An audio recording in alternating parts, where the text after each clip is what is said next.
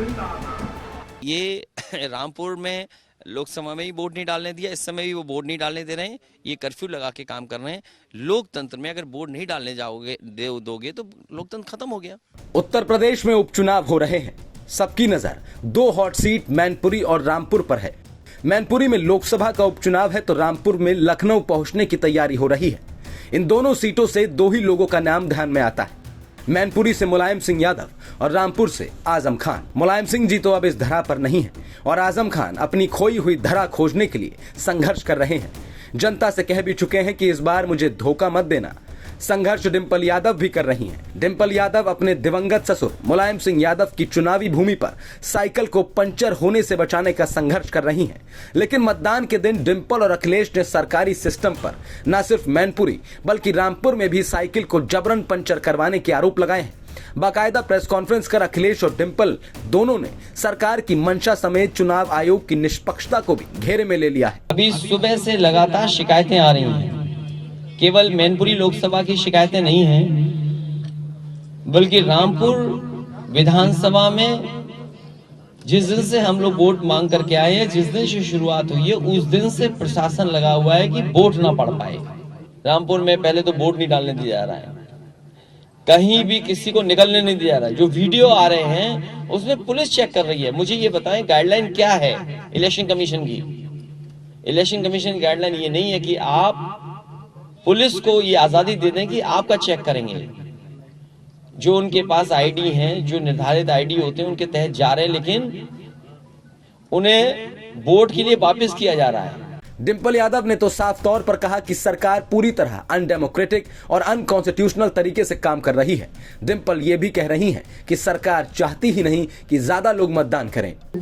प्रशासन और सरकार चाहती नहीं है वोट प्रतिशत बढ़े और लगातार अनकॉन्स्टिट्यूशनल वे में काम कर रहे हैं, अनडेमोक्रेटिक वे में काम कर रहे हैं ये लोग। ये हमारा अधिकार है कि हम वोट डालें और जिस तरह के हथकंडे अपनाए जा रहे हैं सरकार द्वारा, प्रशासन द्वारा, मैं चुनाव आयोग से भी अपील करना चाहूँगी कि इस पे वह देखे, गहराई से देखे और आने वाला जो लोकसभा चुनाव है 2024 में, उसमें भी इसी तरह के हथकंडे अपनाए जाएंगे तो लोग भी सतर्क हो और चुनाव आयोग से भी अपील करें। अखिलेश यादव ने अपने नॉमिनेशन वाले दिन का एक किस्सा बताते हुए फिर सरकार को घेरा। जिस दिन से चुनाव शुरू हुआ है,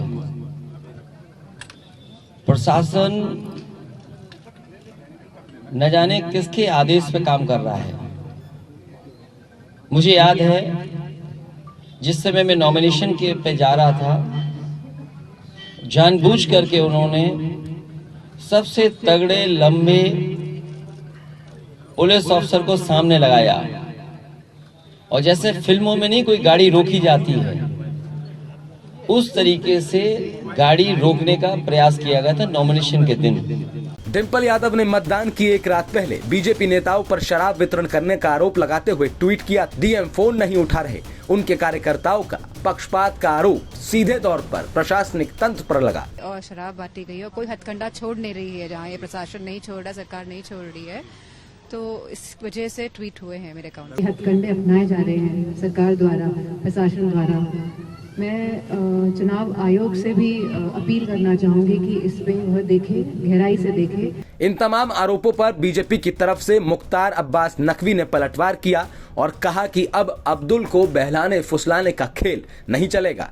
जिस तरीके से रात रामपुर में हाई वोल्टेज ड्रामा हुआ है, इस पर क्या कहें? देखो, कुछ लोगों की आदत है कि चुनाव के रिजल्ट का एहसास होते ही वो पेशीन गोई और भूमिका बनाते हैं और इस तरह की जो चीज़ें हैं वो शुरू हो जाती है। लेकिन उनको इस बात का एहसास अच्छी तरह से उन लोगों को भी हो गया है कि अब कहीं पर भी अब्दुल के वोटों की सियासी तिजारत नहीं, अब्दुल के वोटों की सांप्रदायिक तिजारत नहीं, बल्कि उसके समावेशी तरक्की की इबारत जो है वो आज मुद्दा बन गया है। अखिलेश डिंपल के आरोपों और बीजेपी की अपनी तैयारियों के बीच सवाल ये है कि चुनाव आयोग की व्यवस्था भी क्या अब शक के दायरे में आने लगी है? अगर ऐसा है तो चुनाव आयोग को अब सब काम छोड़कर हर हाल में पहले अपनी विश्वसनीयता पर लग रहे तमाम आरोपों को गंगा जल से धो देना चाहिए, नहीं तो लोकतंत्र का मतलब ही क्या रह जाएगा। डेस्क रिपोर्ट, न्यूज़ तक।